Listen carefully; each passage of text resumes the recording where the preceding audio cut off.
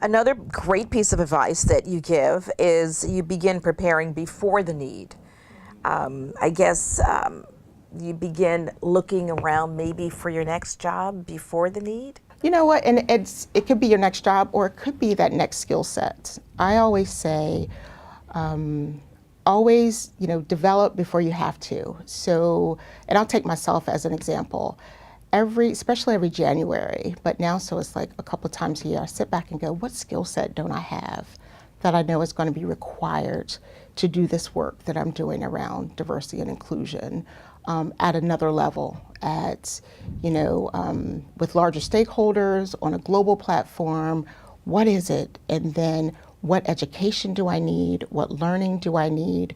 For a long time, and I'll start early in my career, when I first had a large team, and I start getting all of these budgets. Every team had a different budget, and I had to start managing all these cost centers. I actually went to a millennial that we had recruited from the banking industry. I was in healthcare, and I said, teach me this whole finance budget, and not just, I knew that, but I didn't understand it from the healthcare perspective, and the company I was working for, they had their own process around it. So I know I needed to sharpen myself in that space, and I know we're going to talk in a minute about coaching and mentoring, but he truly coached me to say, this is what you need, and it was like 2 or 3 sessions, but this is what you need as your cost center continues to grow. These are the skills you need to know. This is what you need to look for. This is when you're in the red. This is when you're in the black. This is when you're going into the red.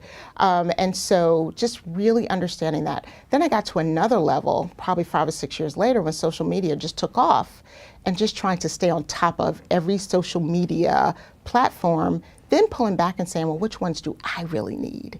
So that was a piece. And now I'm in the space where D&I over the past 3 years, diversity and inclusion, has gone to such a level that it's like unprecedented. You need to stay on top of what's happening every time the Supreme Court meets, to what's happening in the industry you're working in around regulation, what's happening just in global communities. What are the movements that are happening? Because all of that plays right back into the workplace. So me staying on top of that and being engaged in huge cohorts that are having those conversations, that's important to me right now, where we share best practices of what's working.